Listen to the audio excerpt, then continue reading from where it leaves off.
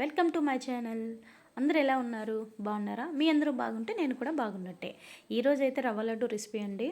ఇంకా స్వీట్ తినాలన్నప్పుడల్లా ఏదో ఒక స్వీట్ చేసుకొని తింటూనే ఉండాలి. చెప్పాను కదా, మా చిన్న పాపకి స్వీట్స్ అంటే చాలా ఇష్టం. ఆమె ఎప్పుడు ఏది అడుగుతుందో తెలియదు. ఆమె ఏది అడిగినా నేను ఇంట్లో చేసి పెట్టాల్సిందే. ఎందుకంటే బయట నుంచి తెచ్చే బదులు ఇంట్లోనే మనం చేసుకుని పిల్లలకు పెడితే చాలా హెల్దీ అనమాట. సో ఈరోజైతే నేను రవ్వ లడ్డు ప్రిపేర్ చేస్తున్నానండి. రవ్వ లడ్డు అయితే చాలా ఈజీ, ఎందుకంటే చాలా తొందరగా అయ్యే స్వీటు రవ్వ లడ్డు అయితే. మన ఇంట్లో బొంబాయి రవ్వ, కొంచెం గీ, షుగరు ఎప్పుడు ఇంట్లో నిల్వనే ఉంటుంది కాబట్టి మనం ఈజీగా రవ్వ లడ్డూని అప్పటికప్పుడే 10 నిమిషాల్లో తయారు చేసుకొని మంచిగా తినొచ్చు. సో మనకి ఎప్పుడైనా స్వీట్ తినాలనిపిస్తే రవ్వ కేసరి చేసుకుంటాము, సేమియా చేసుకుంటాం.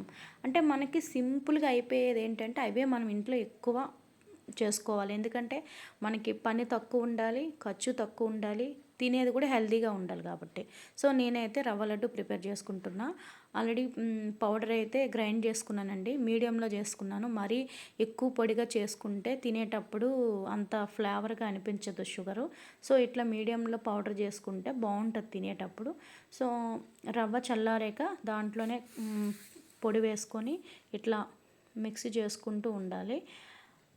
అట్లా కలిపాక కొన్ని జీడిపప్పులు తీసుకొని, అవి కూడా నెయ్యిలో వేగించినవే జీడిపప్పులు, అవి తీసుకొని కొంచెం అవి కూడా వేసుకొని, జీడిపప్పులు, ఇలాచీ పౌడరు అన్నీ వేసుకుంటే ఇంకా మంచి ఫ్లేవర్ వస్తుంది తినేటప్పుడు. సో కొంచెం గీ కూడా వేసుకోవాలి కలిపేటప్పుడు. గీ ఫ్లేవర్ ఎక్కువ ఉండాలి, ఎందుకంటే పిల్లలకి తింటారు కాబట్టి గీ ఎక్కువ వేసుకుంటే వాళ్ళు కూడా హెల్తీగా ఉంటారు. నార్మల్గా అయితే పిల్లలు చాలామంది గీ ఇష్టపడరు, స్మెల్ వస్తుందని చెప్పి. సో మా పిల్లలు కూడా గీ తినరు. నేను ఇలా స్వీట్ చేసినప్పుడు వాళ్ళకి తెలియదు కాబట్టి తినేస్తారు. అన్నంలో వేస్తే అస్సలు తినట్లేదు వాళ్ళు. స్వీట్లు వేసినప్పుడు మాత్రం స్వీట్ తీయగా ఉంటుంది కాబట్టి వాళ్ళు అవన్నీ పట్టించుకోకుండా ఈజీగా తింటారనమాట. మా పాప అయితే ఎప్పుడు స్వీట్ కావాలని అడుగుతుంది. సో వాళ్ళ కోసమైనా నేను వీక్లీ ఏదో ఒకటి చేస్తూనే ఉంటాను. సో అప్పుడప్పుడు ఇలా చేస్తూ ఉంటే మనకు కూడా హ్యాపీగా అనిపిస్తుంది. మన పిల్లల కోసం మన చేతితోనే మనకి ఇష్టమైన ఫుడ్ వాళ్ళకి తయారు చేసి ఇస్తే వాళ్ళు తింటూ ఉంటే మనకి అంతకన్నా ఆనందం ఏముంటుందండి. సో మా పాప కోసం అయితే నేను ఈరోజైతే రవ్వ లడ్డు చేసేస్తున్నాను. అయిపోయింది, ఇంకా కలిపేస్తున్నాను. మంచిగా లడ్డు రావాలంటే అది మొత్తం లోపల వరకు అది మొత్తం మిక్స్ అవ్వాలి, మంచిగా కలుపుకోవాలి లడ్డు మంచిగా రావాలంటే. సో కొంచెం పాలు కూడా వేసుకొని కలుపుకోవాలి, అప్పుడు లడ్డు మంచిగా వస్తుంది. నెయ్యితో కూడా కలుపుకోవచ్చు, ఎక్కువ నెయ్యి పడుతుంది అనమాట. సో నేనైతే పాలతో కలుపుకుంటున్నాను, నెయ్యి కూడా వేసుకున్నాను. సో అయిపోయిందండి.